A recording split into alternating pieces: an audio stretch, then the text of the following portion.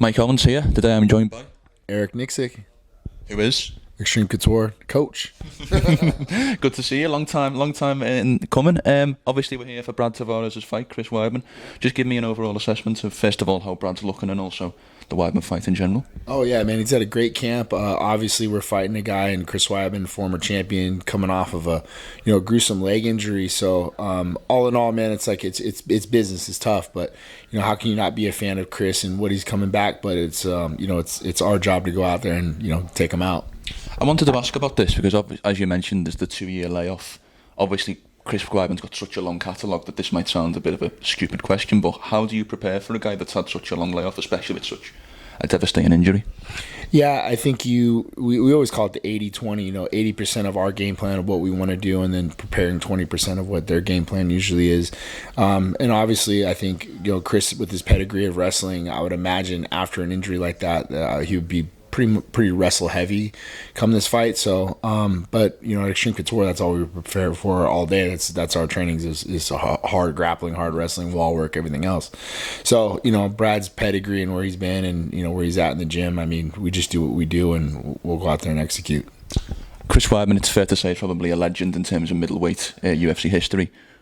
Do you think Brad gets the respect he deserves? Because I was looking through his record before we jumped in here, and it just kind of baffles me, the names he's fought, the wins he's got, the things he's done at 185. Yeah, I think Brad gets the respect when it's like during fight week, because people will delve into his record and look at the guys he's fought, the Yoel Romero's, the Robert Whitaker's, Israel Adesanya's, dricusduplessis, right? Like people like that. And he's fought the who's who in the middleweight division, and he's a legend in my opinion, and Brad's our team captain. He's been a guy that I've been around and been cornering for, this is probably our 13th or 14th fight together.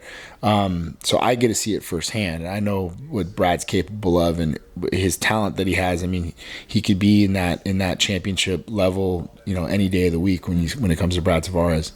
I'm going to ask this question, and I want to be very sensitive with how I ask it, but obviously we know what's going on in Hawaii at the moment. Yeah. Do you think that's any extra motivation for Brad going into this fight, or you think it's business as usual?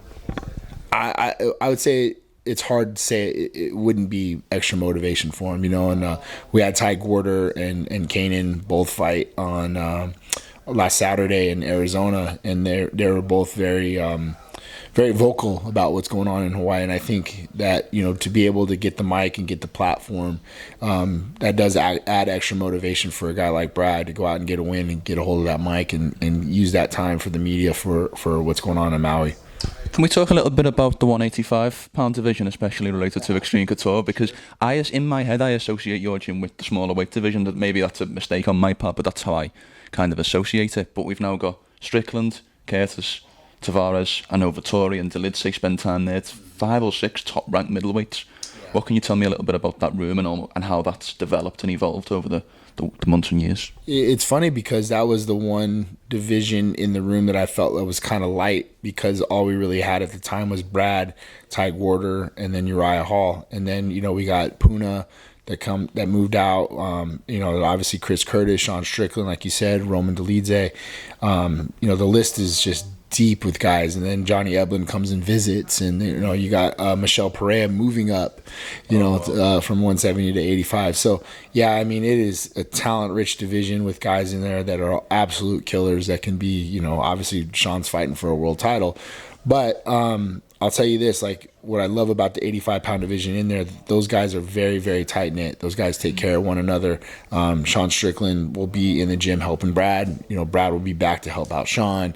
And I think that's what really makes that division, or the gym for that matter, successful, is although we're an individual sport, once the cage door closes, it's a team sport leading up to it. We've obviously got to talk about the Strickland fight, because that news broke, I think, last week or the week prior, that he'd be facing Israel Adesanya for the middleweight title in Australia. It feels a little bit like, and I want to know if you disagree or agree, it feels a little bit like this is the Sean Strickland way of getting a title in terms of the slight short notice, let's say middle notice, in terms of having to go to the champion's backyard, all of that. Just do you feel like this is almost written in the stars that this was the Sean Strickland way, if you like? It is in a sense, but Jay Heron, kind of one of our legends, team captains of the room, he always had a saying like, "Stay ready, so you don't have to get ready," and that's been a mantra and a mentality that we all have in the room, and Sean lives by that. So, which is being ready, being in the gym, staying in shape has always allowed us these opportunities to take short notice fights. So, in my opinion, there is no short notice fight if you're staying in the room, you're staying in the gym. And when he won and beat a boost the next week, obviously Dricus did what he did with Whitaker. His first thing was, oh shit, I don't know if I'm going to get that fight now. And I said, bro, you just picture that you're fighting. And even if it's a title eliminator, they might even put us on the same card. So just get in your head that you're fighting, stay in shape, stay ready to go, because we didn't want to have a week or two off and all of a sudden we're behind the 8 ball. So in fairness, I really feel like we've known about this in our hearts since we beat Abus.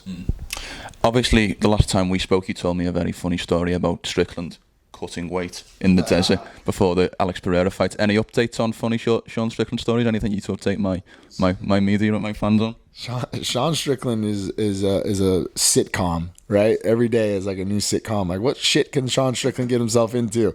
Like the beginning of like Dukes of Hazzard or something. And there's like, what kind of pickle is Strickland going to get himself into today? No, man, he's actually, dude, like I say this, I tell everybody, and Brad and everybody in the room will account to that, is, Strickland's one of the best teammates you're going to have. He really is, man. He's in the gym every day. He's working hard. He's pushing his teammates. And not only after his sparring, he's coming back. He's coming back to the gym to watch the other guys spar, like Kai Kamaka. He was in there watching Kai. He's like, dude, Kai's one of my favorite fighters to watch. So Sean Strickland will come watch Kai Kamaka spar because he's trying to learn new things or pick up new things, or there to be a service to those guys. So, but one of my favorite Sean Strickland stories, and this goes a little while back, but Julian Erosa is on the same card as us. Julian Erosa is fighting Steve Peterson, I believe, right? And Sean and I are at the PI. We're cutting weight in the PI, and Peterson is in the sauna by himself cutting weight. Maybe he had a friend there or something like that. And Sean Strickland, he's just a talkable guy. He just talks everybody up. So he's just starts talking to Steve Peterson, and the guy doesn't want to talk. He's cutting weight. He's miserable. And Sean just kept like badgering him. It wasn't like he was like trying to be rude. He was just trying to, spark up conversation. And Peterson just kept getting up and walking out of the sauna. And he doesn't get any social cues, I was like, bro, this guy doesn't want to talk to you. So then he comes back in. He's like, who are you fighting? He's like, oh, Julian Rosa. That's my teammate. Where's your coach? Why isn't your coach cutting weight with you? Bro, you should really stop going in and out of the sauna. You're letting all the hot air out. Hey, man, you should really stay in the sauna, because you're gonna. You can tell this guy was just getting annoyed by Sean, right? So the next day we're at weigh-ins, and then come to find out, Steve Peterson misses weight by like however many pounds, and then Julian Erosa and him go on to have this freaking crazy war, and because of that, they got fight of the night. But if you miss weight, you don't get the fight of the night bonus. That bonus now goes to your opponent. So Julian Erosa made like $100,000 because Sean Strickland was just yapping the whole time. And I go after it, I don't even think Sean realized it. I was like, hey, bro, the kid you wouldn't shut up talking to missed weight by like 6 pounds or whatever it was. And I said that fight of the night money went to Julian Erosa. So Julian, you actually owe Sean 10% of that bonus, bro. So I was cracking up, man. That's a typical Sean Strickland story. That may top the weight cutting story, I've got to be honest. That is one of the funniest things I've ever heard. I wish you could have been there, because it was just like listening to like a 5-year-old kid just ask a million questions, like some parent who just heard some person just like, dude, I don't want to talk to you right now. And sure as shit, this poor guy misses weight. I felt bad for him, man, but it was a funny ass story. Love it. Last one from me, because obviously we've got to talk about the man who's pictured on your t-shirt, Francis Ngannou.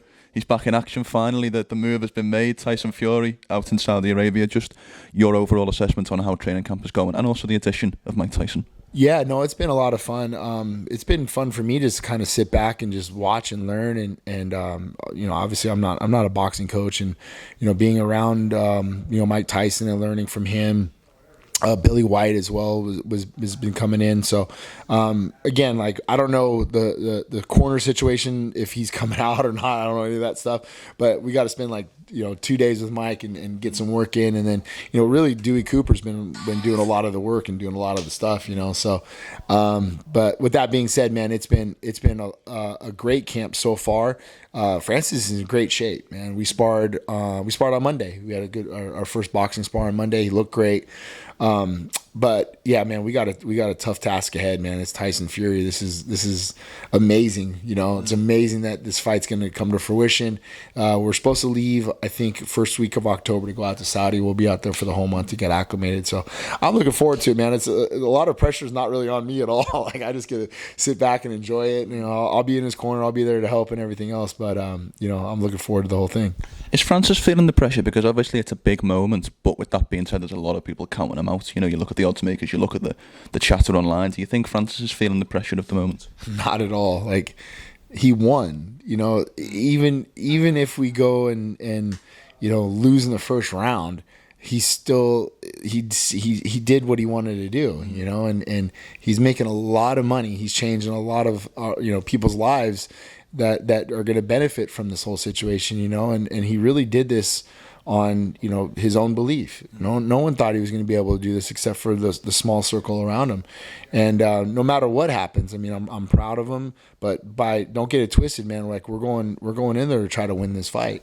We're going in there to try to win this fight. So I never really ever seen Francis nervous about much of anything, to be honest with you, bro. Like, so we'll see when we get closer to the fight. That might be something, but as of right now, man, he's living his best life.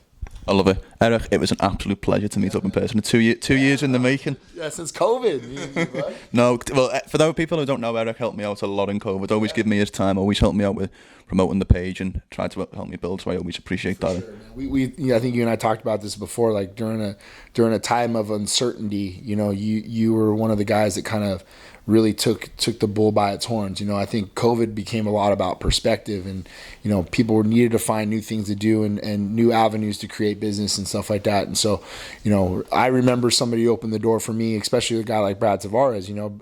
Brad had me in his corner at a time when I wasn't very cornering very much, but he allowed me that opportunity. So I think of that a lot of times when it comes to guys like you. So, hey, somebody knocks on the door, they just need somebody to open it, but you ran with it from there on out. So seeing you get all these interviews and seeing all your successes, bro, I'm very proud of you. Thank you so much, Eric, and thank you for the time today. Sure. Pleasure, brother.